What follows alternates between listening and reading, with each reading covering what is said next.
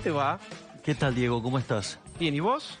Bien, pero me parece que es bueno tener conciencia de lo que está pasando en Brasil, de los números, y que cuando vos haces las cosas bien, en serio, los resultados aparecen. A mí no me parece un tema trivial. Bolsonaro tiene de ministro de Economía un graduado de Chicago que se llama Pablo Guedes y está haciendo un muy buen trabajo y empezó a dar resultados, ¿no? O sea, llevan 2 meses seguidos de deflación, la economía se expande muy fuertemente, están mejorando las cuentas fiscales, hicieron privatizaciones, por lo tanto, me parece que están haciendo un buen trabajo, pero bueno, después tienen que lidiar con los problemas que implica tener que lidiar con la izquierda. Igual dicen que Lula seguiría un camino de cierta ortodoxia, que no giraría demasiado a la izquierda. Son hipótesis. No lo sé, no lo sé. Te genera... ¿Y qué pensás de esta idea del espejo? El kirchnerismo se ilusiona, si ganara Lula, entonces Cristina... No, me parece que son situaciones muy distintas. La situación de Argentina es muy delicada, muy delicada. Vos fijate que hoy la tasa de inflación en Argentina viene viajando al 95%. Si tomás el dato punta viene al 125%. Argentina tendría en el orden de entre 40 y 50% de pobres, más de 10% de la población indigente.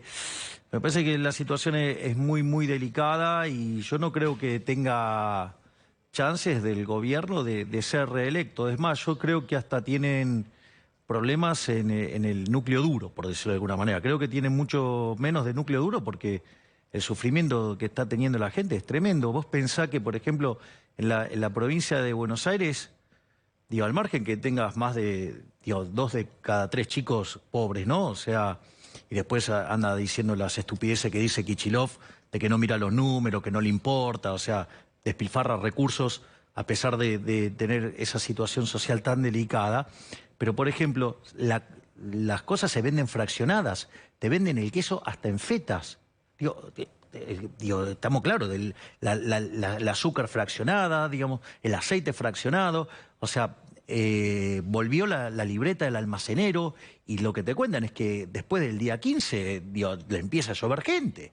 Entonces, es una situación muy delicada la que tiene Argentina y además ahora los números empiezan a además también mostrar que vos ya estás en una franca desaceleración del nivel de actividad económica. Cuando vos comparás contra el año anterior, sí, el número todavía te sigue dando bien, pero cuando tomás el mes sobre mes desestacionalizado, vos empezás a ver que la economía argentina está cayendo. Entonces, estamos en una situación muy delicada y obviamente ya se le terminó el chiste a Massa de este engaño, ¿no? Porque el paralelo, según el que tomes, oscila entre 300 y 310 pesos, o sea, con lo cual ya está, le bajaron el martillo y si no hace un programa de estabilización en serio, no vamos a terminar bien. No, espera porque todo este último párrafo es un párrafo importante y delicado. ¿En qué situación todo es muy delicado. Sí, ¿en qué situación está Massa? Mira, si me permitís... Como ministro de Economía. Sí, si me permitís te hago una pintura de lo mal que está Argentina. Argentina hoy tiene indicadores sociales que son peores a los que vos tenías en el 2001. O sea, antes de que estalle la crisis de la convertibilidad. Pero Argentina llevaba varios años de recesión. O sea, Argentina entra en recesión con la crisis rusa allá por agosto del 98 y que termina explotando en el 2001. Después otra cosa que vos... Pero tenés indicadores sociales mucho peores ahora. Otra cosa más que es muy importante, vos tenés indicadores monetarios que te muestran un desequilibrio que es el doble del que tenías en la previa al Rodrigazo. ¿Esto por qué lo señalo? Porque el Rodrigazo fue una situación donde vos tenías déficit fiscal, lo financiabas con emisión monetaria, tenías apretado el tipo de cambio, un día te quedaste sin reserva, un día tuviste que blanquear, vino un señor Celestino Rodrigo, dijo no me queda otra que sincerar, levantó las restricciones y todo ese dinero se te fue al mercado de cambios, la tasa de inflación de 30 te pasó a 180, se te multiplicó por 6, pero esto es el tema más grave todavía, la cantidad de pobres se te multiplicó por 5 veces, de 5 te pasó a 25. ¿Qué es lo que pasa hoy? Vos si vos venís con una inflación en torno al 100% y vas a multiplicar la tasa de inflación por 6, va a tener un problema grande, pero el problema es cómo haces si tenés, no sé, ponele el caso optimista, 40% de pobre, ¿cómo haces para multiplicarlo por 5? ¿Entendés? Que no te da la matemática. Que no te dé la matemática significa que vas a tener un problema social grave. Y además, que esto también es muy importante, cuando vos tomás la hoja de balance del Banco Central, los pasivos remunerados ya están en torno a 200%. Explícanos a todos qué son los pasivos remunerados. Cuando vos, las LELIQs, cuando vos emitís dinero para evitar que se vaya a precios, ¿qué hacen? Te lo esterilizan. O sea, te dan un instrumento y te pagan tasa y interés para que vos te quedes con los pesos de esa manera. En realidad quedan adentro del Banco Central. Y te quedás con un título que se llama LELIQ, que está rindiendo una tasa efectiva del 100%. ¿Cuál es el problema? Que ese número, si la gente se asusta, si los bancos se asustaran y fueran y pidieran toda esa plata junta, eso se convertiría en emisión monetaria. Y por cada peso que vos tenés de emisión monetaria, hay 2 de LELIQ. Es decir, que vos, en un plazo de un mes, podrías triplicar la cantidad de dinero. O sea, es un desastre inflacionario. Massa está haciendo un ajuste, hizo un giro, no sé si está bien llamado así, ortodoxo. No, es todo un blef, es todo mentira. En realidad, lo que hizo fue cortar algunas partidas que implicaban erogaciones muy claras, muy directas, y lo otro que hizo, como le creyeron, pudo colocar mucha deuda. Al poder colocar mucha deuda no necesitó emitir.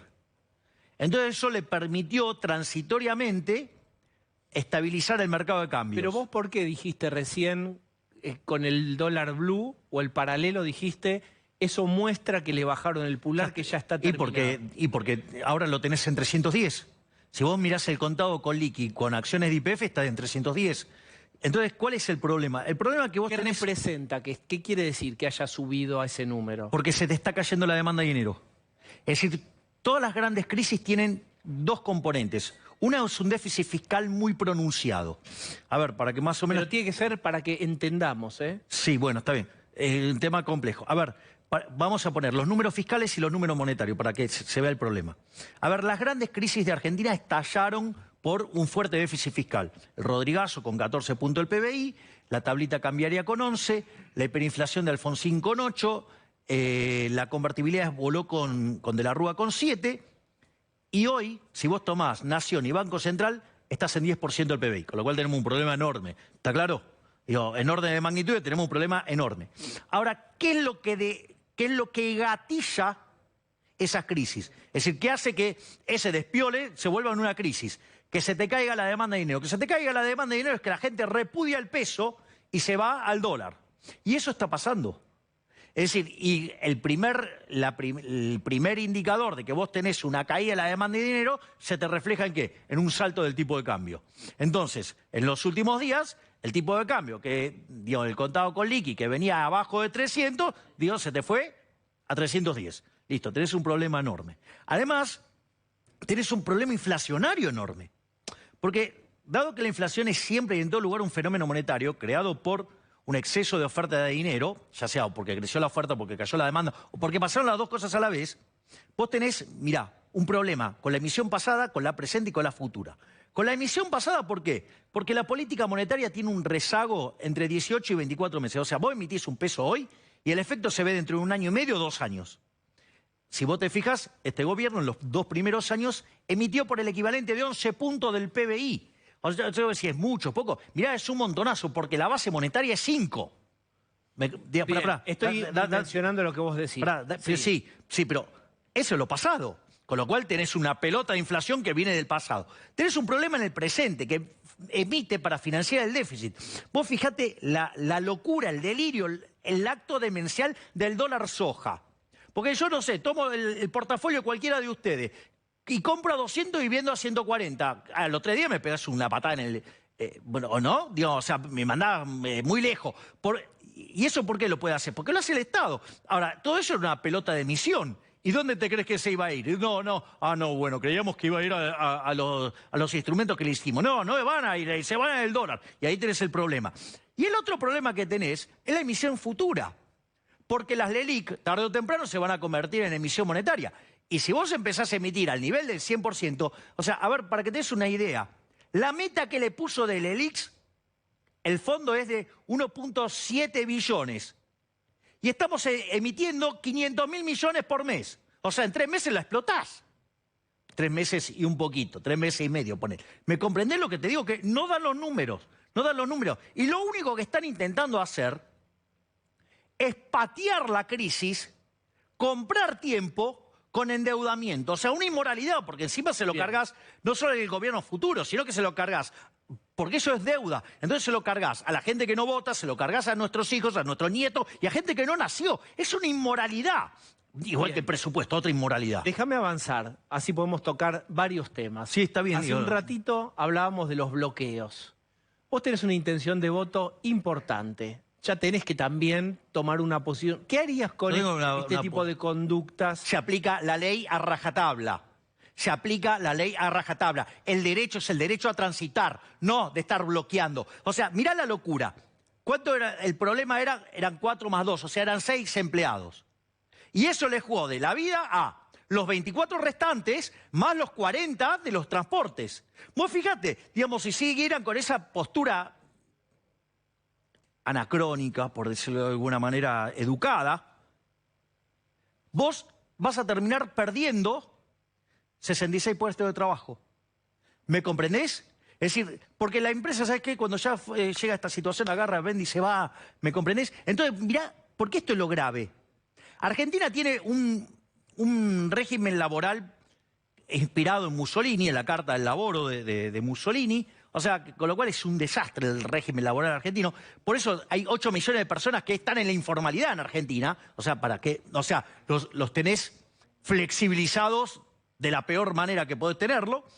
Pero no solo eso, sino que además cómo destruís fuentes de trabajo. Pero fíjate que aún haciendo así, absolutamente antiempresa la legislación, la empresa pagó todo lo que le requerían y aún así le hacen el bloqueo. Es decir, ¿me comprendés que encima que tenemos un marco normativo malo, ni siquiera se aplica? O sea, y todo es antiempresa. Bueno, cuando vos haces estas políticas antiempresa, lo que estás haciendo es antiinversión. Y si vos no invertís, no acumulás capital, tu productividad no sube, no se generan puestos de trabajo, los salarios son miserables y por eso después te aumentan los pobres y los indigentes.